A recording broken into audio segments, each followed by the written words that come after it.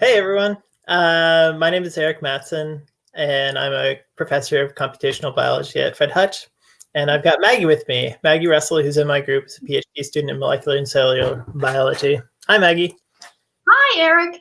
How's it going today?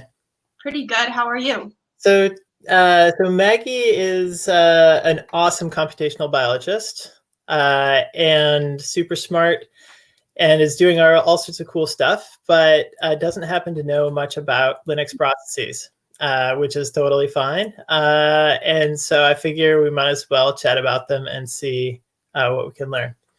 So Maggie, maybe your work? Sure. Yeah. So currently I'm working on identifying some of, and hopefully a lot of genetic determinants of immune repertoire distributions and seeing where that takes me. Cool. Let's see. Looks like I already started sharing my screen. Sorry for that distraction. I'll just turn this off for a sec. Let's see. So just in order to even out any power imbalance that we might have, can you ask me a stumper question that I won't be able to answer about molecular biology? Oh, well, we'll see. But so I guess in some ways the brain is sort of like a computer. So, Eric, how do signals travel from one neuron to another? This is actually this is too bad, because there was a while there that I really thought that I was going to be a neuroscientist, and I do still follow it a little bit. So yes, there's chemical transduction, electrical transduction. Is that good enough? Acetylcholine. Perfect. Oh, okay, too bad. You'll have to come up with a harder question next time. I thought you were going to ask me something about loading gels, in which I would just completely fail. Anyway, so let's get started. So my outline for the course is, hello and welcome, and please ask questions. So that is to you people that are watching on YouTube. Please type in questions and we will do our best to answer them. So let's see. So here is my proposed outline.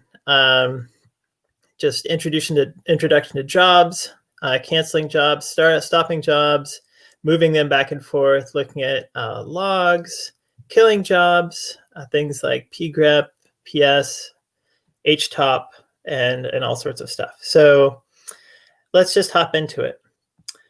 So of course, Maggie, I hope you will interrupt us as well. So I'm in a pretty stock environment here, just bash on one of our new Rhino nodes at the Fred Hutch.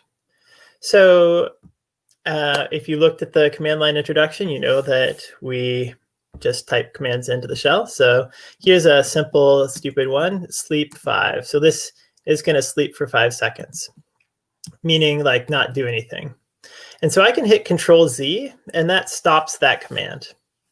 And it sort of pauses it. And then I can type FG, and that sort of starts it again. So let's just try that again. Maybe we can sleep for 10 seconds. And then I can pause it, and then I can do foreground, and it runs for a little while longer. So that's putting things in the background, and that's Control Z. Maybe even better to start it with would have been, say, sleep 10, and then do Control C. So that stops a job. So each one of these things are called jobs. So there's going to be a lot of different terms here. There's going to be jobs and processes and all sorts of different things. But a job, for the purpose of this talk, it's totally fine just to imagine a job is a thing that you type into the command line, you hit return. So it is a unit of execution, and it might have lots of processes associated with it. So for instance, if you have a pipeline, like last time we were sort of taking things, then piping it to the next thing and piping it to the next thing. Each one of those individual things is a process, but that whole ensemble from beginning to end of the pipeline is a job. And actually we can bring up, So in fact, if we go to the source of all knowledge, which is there's actually a technical specification for all so-called POSIX client systems, which is this pubs.opengroup.org. We can see a job is defined as a set of processes consisting of a shell pipeline. If any processes descended from it, they're all in the same process group. So that gets a little Ooh, that wasn't very helpful. Yeah, so basically it's a pipeline. But you can also have like one job spawning different processes. You can have lots of processes even within a single shell script. So if the shell script is calling off to other things, those are different processes, but they're still the same job. Okay. Any questions so far, Maggie? Seem reasonable? Seems reasonable to me. Yeah. Okay, so we just talked about canceling a job with Control C, stopping, sort of pausing a job with Control Z, and we did a lot of foreground and background, but let's do some more of that. So in this directory, I have some, I do a lot of phylogenetics, and there's this great program called IQtree. And so here we're going to run an IQtree analysis. And so I have a FASTA file that it's going to run on. And you can see it's sort of spitting a bunch of stuff out to the terminal. And I can pause that. And so with Control Z, and then I can type jobs. So jobs tells me all the jobs that I have going, and it shows, okay, there's one job that I have that's called, it's stopped. And let's just for fun, I have another alignment called the other alignment that I'm going to run.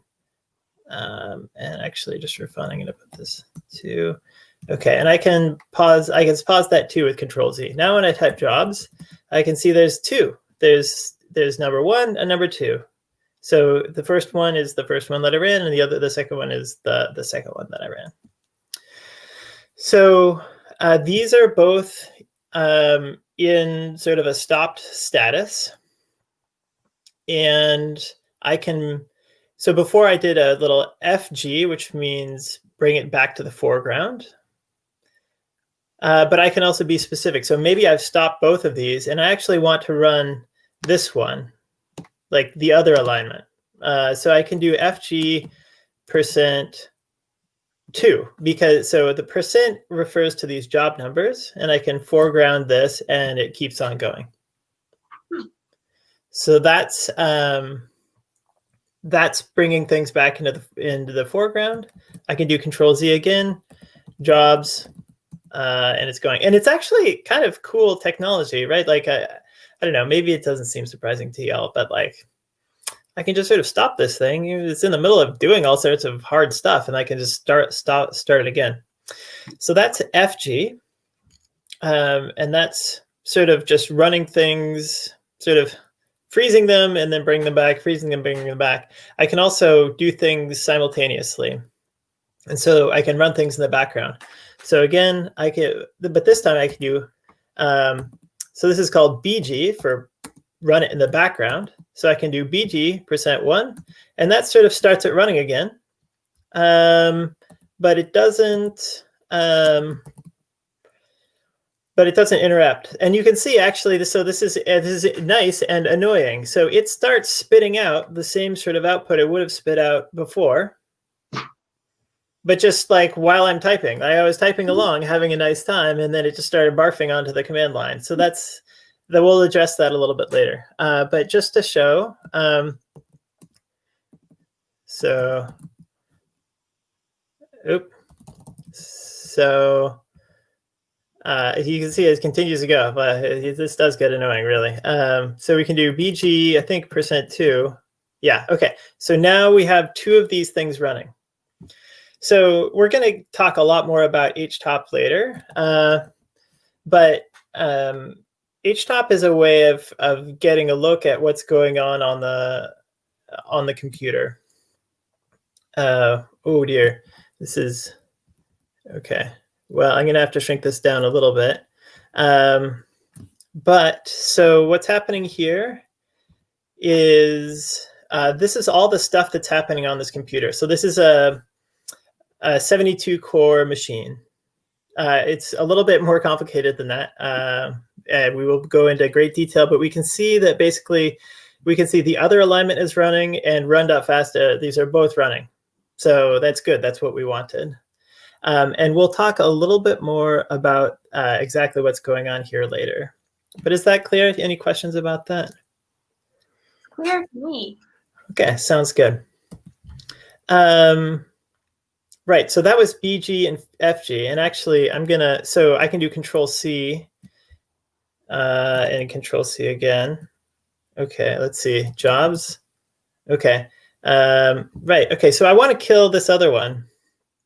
I want to stop the other job. See, it's so annoying. Kill, and so there's this command called kill %2. And we can see that it got terminated. So kill is another command that we can use to stop processes that are running. So there are some processes that are, I'm not sure, to be honest. Well, it has to do with whether they're accepting these various signals from the operating system, but they've sort of gone too crazy and they're unkillable. So there's a special command called kill-9, which is like really kill it hard. And so you can use kill-9 to kill anything. Yes. Okay. So Thomas Adams, asked a good question, which I was a little bit vague about stopping and pausing a job. So I guess I've been thinking about it as pausing, but when you write job, remember when we wrote jobs, it said stopped. And that when you do Control Z, that stops a job. For me, it seems a little bit easier to describe as pausing because it hasn't completely stopped it. Like you can resume it again. But when I said pausing, maybe I should have just said stopping. Does that make sense, Maggie? Yeah, that makes sense. You can keep it going. You can resume it again. So Thomas, hopefully that helps. Thanks for the question. Okay, so that was stopping and pausing commands. Let's see, how else are we? Okay, so what we did there is we started a job and then we put it in the background with BG. There's another way to go is like start this command and immediately put it in the background. And that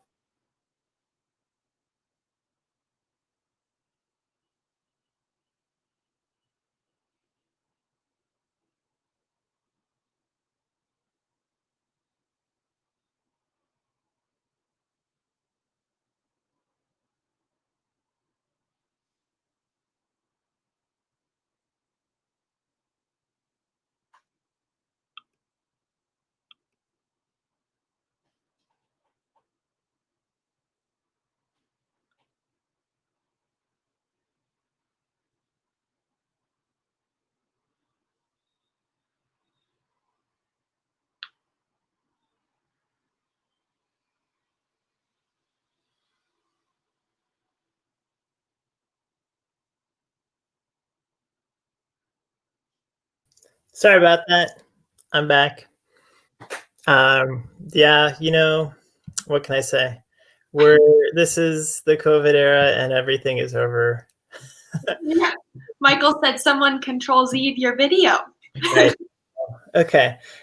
So did we get to the point where I was going to start a command in the background? Yes. Okay. Yeah, you're about to start. So run fast. Okay, so here we are. I'm running a command and I can actually just start it in the background by adding this ampersand at the very end. And there it goes. Oh, it says it's making sure that you, I don't know. Okay, yeah, there we are. It wanted to make sure that I didn't actually want to overwrite my previous analysis. That's very nice of it. But that's okay. So interestingly, so that's running in the background. And now when I do Control C, it doesn't do anything because that's running in the background. If I want to kill it, I can either kill it with jobs, or I can do FG, which brings it to the foreground, and then do Control C. And now I've killed it. Did that go by fast? With jobs, then you use Control. So I didn't have to. I just wrote jobs. Okay, I'll just do that one more time. So I'm starting in the background, and if I do Control C, that doesn't kill it because it's in the background. Right. To get it to the foreground, I can just do FG, And then I can do Control C, and that's killed it. FG without an argument is just sort of like bring the last thing to the foreground that was running. Okay. So that was starting something in the background. Okay, so right. This is a little bit of a deviation, but I think it's helpful. Like I said, it was like totally annoying to have this running in the background and spitting all sorts of junk onto my terminal. So the usual thing to do is to use a log file. And so I can redirect all of the output to run.log. And if I really want to make sure I'm sending everything to the terminal to this file, I can do ampersands and then this wedge arrow thing. And that directs all of standard error and standard output to run.log. And so let's see. So this is now nice and quiet. But maybe I still want to keep an eye on my log file. So you can do this thing called, well, there's tail run.log logs, which is nice, but that's not really keeping me up to date. So you can do watch tail and then run.log. And so this is now basically just like keeping an eye on that tail. So actually any command that you want to like run on a regular basis. So you can see here that in this case, it's running it every 2 seconds. It's running tail run.log every 2 seconds. So I guess we're going to have to wait here a minute to get any new output, but it's keeping an eye on this, the tail end of this run.log file. Does that make sense? Yeah, that's cool. Okay. See, there it goes. Let me just see what's the next. Okay, jobs. Okay, we talked about jobs and killing a job. Okay. Yeah, and now it's going through. There it goes. Okay. And I'm just going to kill off this process.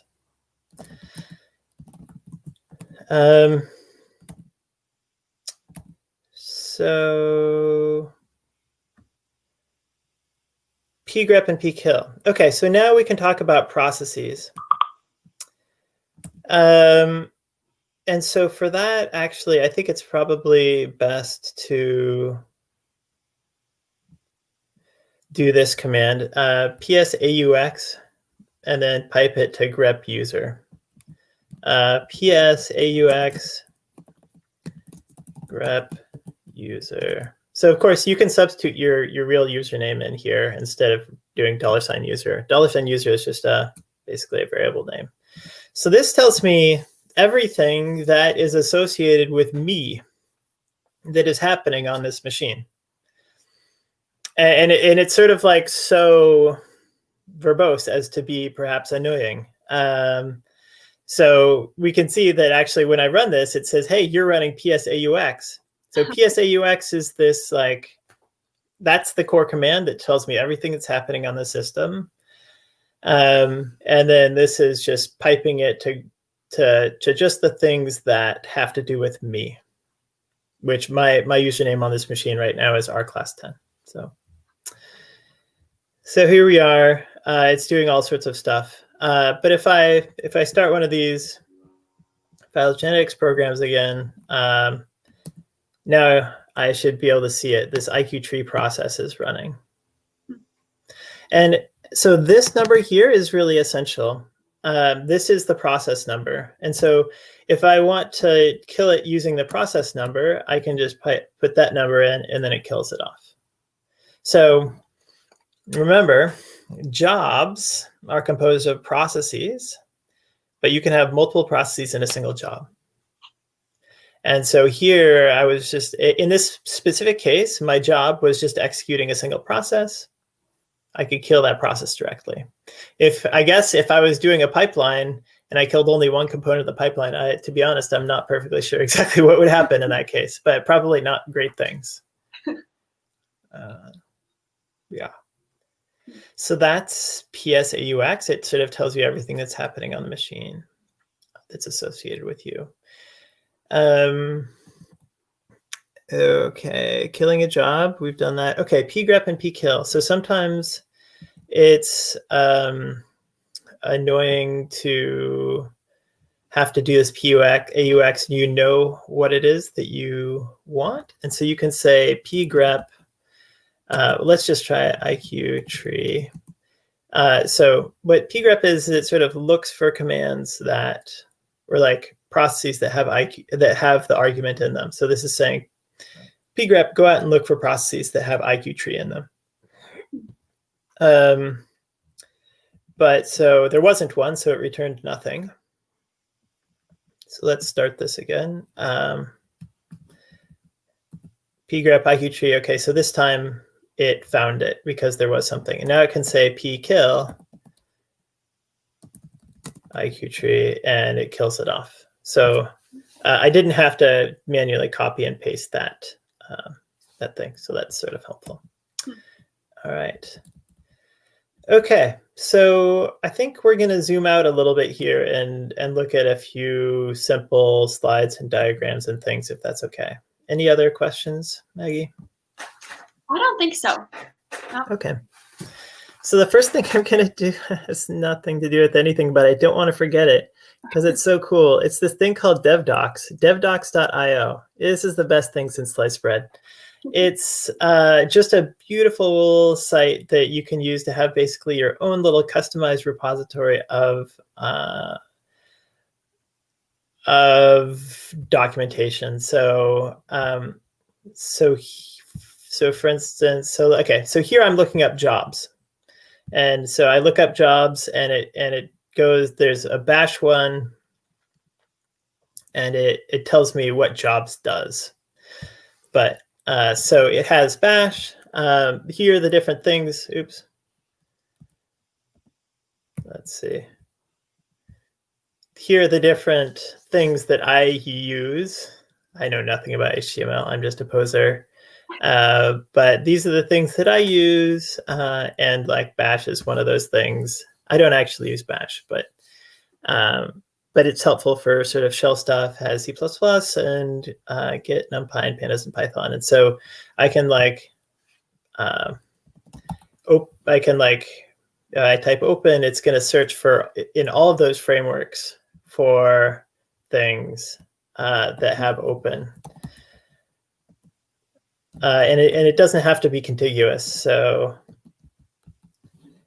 like here's standard fopen and C++, even though I wrote std pen, which was sort of a silly thing to do. Anyway, devdocs.io, it's just amazing. Okay, so this is a picture of a multi-core processor that we had last time. And so things get a little bit interesting at this point because there's not sort of just one thing that you can do on this machine. There's many. And so we actually saw that when we were looking at this machine. So this htop.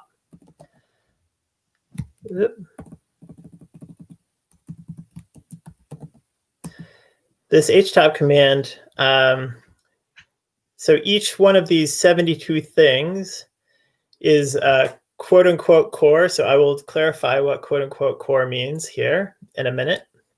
But it is basically a core that is something that is some computational unit that's available for use. And so each one of these scale bars in htop is showing that, okay, this core 7 is being used at 100%.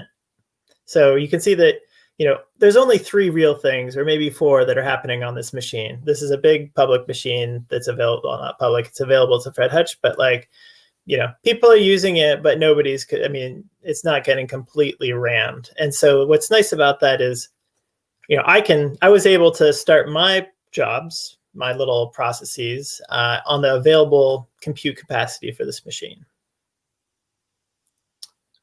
Is it bad for a core to get to 100%? It is amazingly wonderful for a core to get to 100%. That is our goal.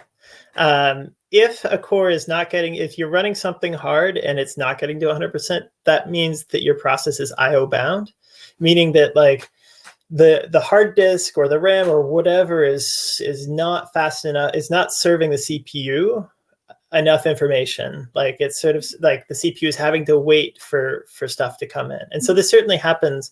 Like if we were to copy a big file, like that's not a big CPU. It does involve some CPU, but like it's not a major CPU thing. That's definitely going to be disk bound. Okay. Okay, so what's actually going on here? Are there actually 72 cores on this machine? Not quite. There's sort of two asterisks for that. So this is what a multi-core machine multi-core processor looks like. And these are the individual core processing units. This is sort of for connecting to the outside. This is for connecting to the memory. And this is the cache, which is super important. We'll look a little bit more at that later. And like I said last time, we shouldn't think about this as like there being this processor as just being 4 times more powerful. It's just like this is a 4 times more powerful machine because there's 4 engines in it. We should imagine it like this, that there's these 4 different individual entities that are available to do work. So here we have 4 of these combine harvesters. Maybe they're in Montana. Yeah. You're plowing wheat. There's lots of wheat in Montana, right? Oh, lots of wheat. Yes. Great. Okay. Well, I like wheat. So in a sense, like this machine that we were just looking at is something like having 72 of these little processor units that are available to do whatever work it is that's available that is needed to be done. But it's not that it's 72 times faster. Maybe I've said that point too many times.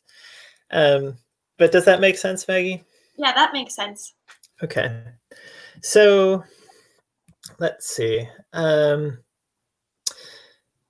let's look into this a little bit more. What is actually going on this so-called 72 core machine? So I happen to know that this is well, okay, we can cat. They can do this thing called cat. So cat just like concatenates stuff to a file to the terminal.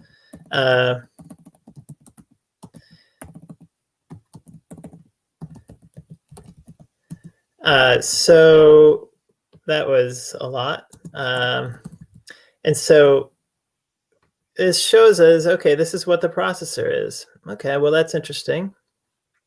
It's a Xeon Gold 1640. So we can actually look this thing up.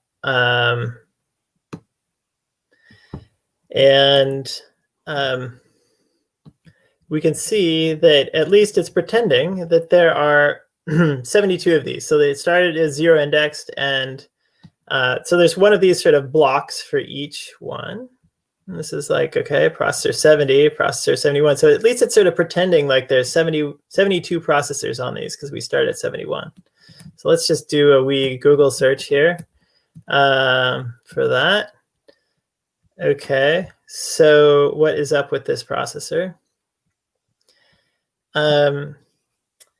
So, okay, this is sort of interesting. It says that there's 18 cores and there's 36 threads. So what is going on here? Well, there's 2 things. One is that there's actually 2 of these processors sitting side by side on the motherboard. And so here's a picture of what that looks like. This is actually what a similar sort of motherboard for 4 processors looks like. So you'd have 1, 2, 3, 4 processors, and this is like you'd have a whole bunch of RAM here too.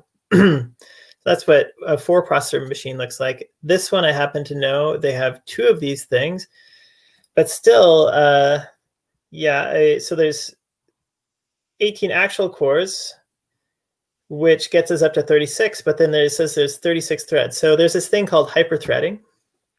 So hyperthreading is where Intel has come up with this thing that basically allows us to pretend like there are 72 cores on this machine.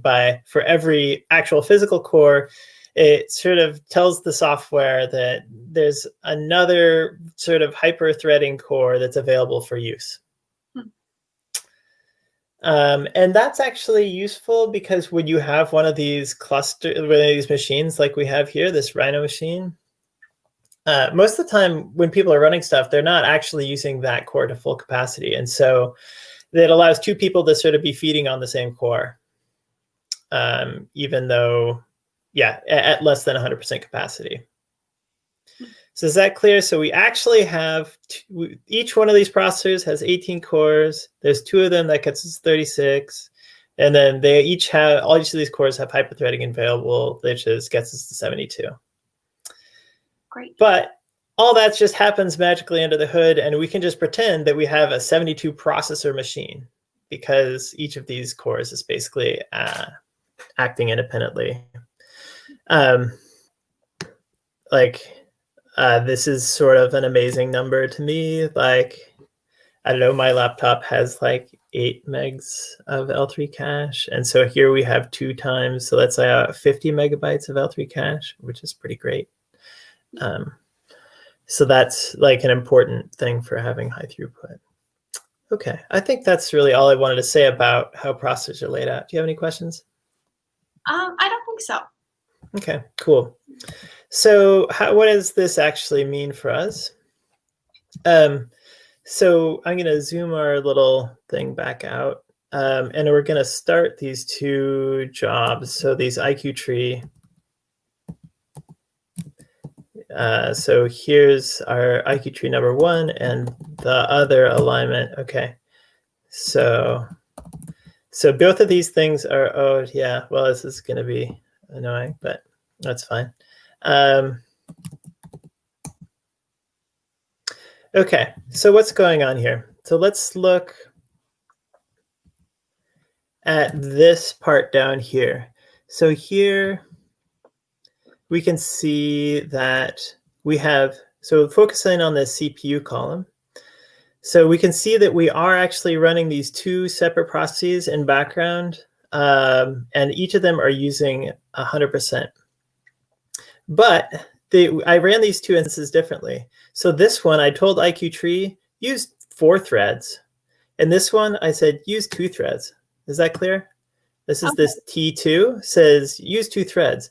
And it's not yet using, so all of these numbers here, all these numbers here are 0. So for the second instance, it's not actually using any compute capacity for this second one yet. But then once it gets, so it's because it's just sort of getting warmed up. It's just, doing the initial computations, and those aren't parallelizable. However, the subsequent computations are. So here we can see that now it's really cranking. It's running at, like, this primary process is running at 400% CPU capacity. So that's, of course, silly. But what that means is it's actually using all 4 of its threads properly. Okay. And then this other one has also gotten to that stage now too. So it says this other one that I said run with 2 threads right here, it's also running at quote unquote 200% capacity, but that's because it's actually running properly on 2 threads. So we can see the other alignment appearing here and the other alignment appearing here. So those are the 2 threads. So basically, if you, like, when people write a modern software package, if possible, they want to make it multi-threaded. So meaning that you can, like, split up the work in a clever way that allows you to multi-process and do all of the stuff in parallel. So it's barfing on the command line again because I allowed it to and I didn't pipe it to a log file, but whatever. So anyway, so we told it use 2 threads or use 4 threads, and it is doing so. And we can see that we're using up a bunch of the compute capacity on this machine. So here we have 2 separate processes. We're seeing both 2 separate processes and multiple threads in a single process simultaneously. So I think, Maggie, you said that you have like an R script that you're allowed to sort of run in parallel. Maybe I'll cancel this. Do you have any questions before I cancel this? Oh, I guess, do you have to designate whether you want to run something as a thread or as in a separate core? So typically the thread argument is really just an argument that you make to the program saying, I have this available, this capacity available, so go ahead and use it. So go ahead and use the number of threads that I've specified. Okay. Whereas you can see that I had to like individually run the two things, like these two alignments in parallel. So you can see that that first one finished. And so now I'm just back to the other alignment that should finish relatively soon as well. Does that answer your question? Yeah, yeah. So did you say that you were doing some like regression in R that was like multi-threaded? Yes. And were you able to sort of say, hey, R, use this number of threads? Well, it's still a work in progress. Okay. Yeah. But that's the idea. Hopefully, hopefully your package allows you to say, this is something that I'm interested in doing, and I want to do it across multiple threads. Right. So I'm not really going to talk about this, but there are fancier ways of doing this. So this is just parallelism on multiple cores of a single processor, or at least a single motherboard. And so if you have actual separate physical machines, that's a rather different type of parallelism, and that requires a lot more thought, because if you have multiple machines, the communication between them is very slow. Even the fastest internet is much, much slower than the access time like between like the hard drive and a processor of a single machine. So, or just communication between like within memory within the same machine. So what I just said might not be true. I'm not sure about hard disk access. Anyway, the idea is if you're trying to synchronize communication between two machines, that's much slower than sort of native communication within a machine. I'm not totally sure about hard disk access. I think it would depend on some other variables. But in any case, if you're trying to like run something between lots of different machines for a process that has to communicate, that's rather complicated. There's lots of work that's been done on it in computer science, but oftentimes in biology, we're lucky to have problems that are very easily like put together, like that's like this. Like I have like this huge file, and I want to process, the huge file. So I could just split the file up and then have all these different processes, and they can be on separate machines. So those could be like separate job submissions to the cluster or something like that. As soon as you can sort of split things up into files or something like that, then you're sort of good to go. Then you can really easily parallelize them.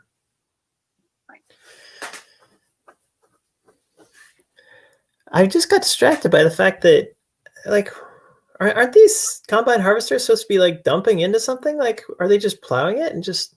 Well, anyway. Oh, I don't know. I thought usually there's they're dragging some sort of trailer or something. Anyway. Yeah.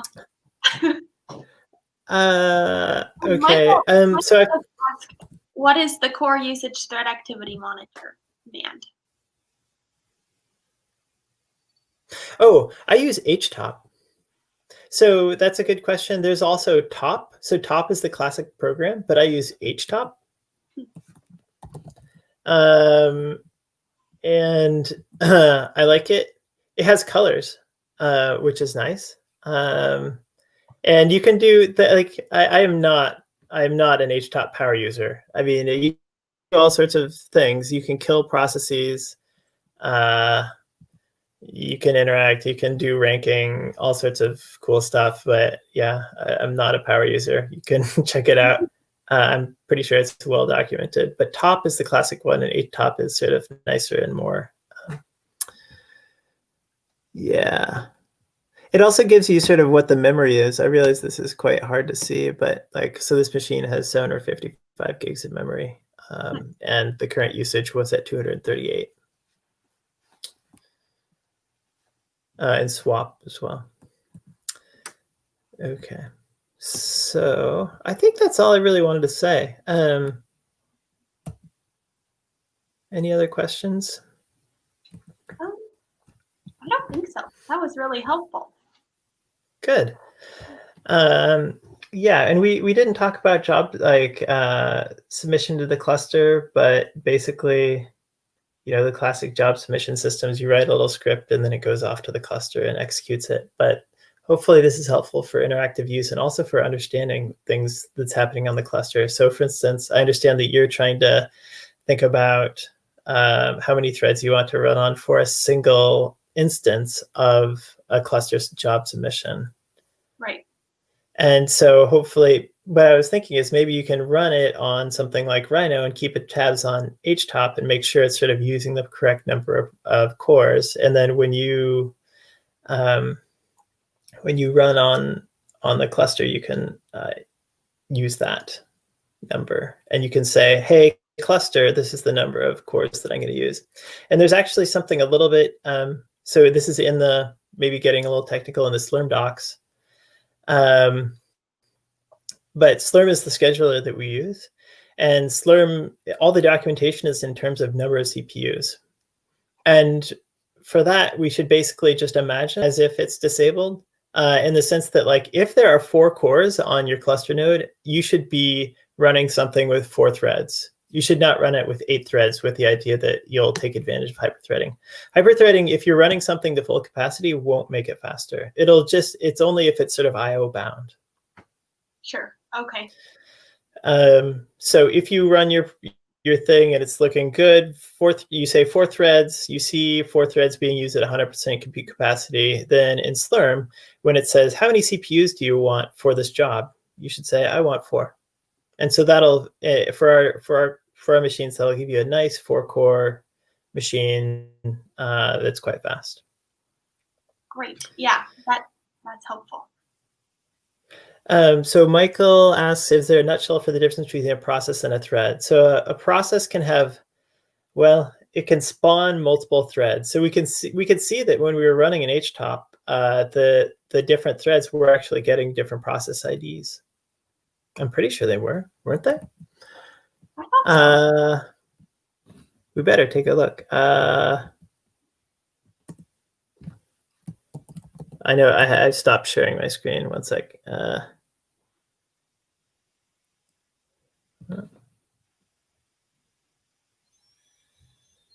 have to do this.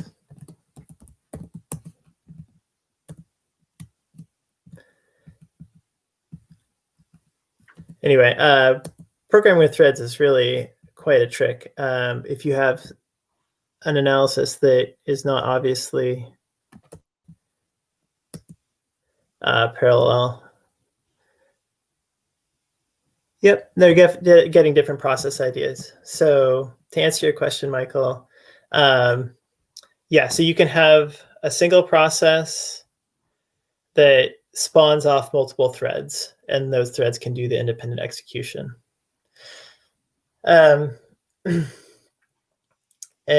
remember that threads are sort of a user level, like a software level concept. What you actually have on the processor are cores, and those get threads allocated to them by the operating system.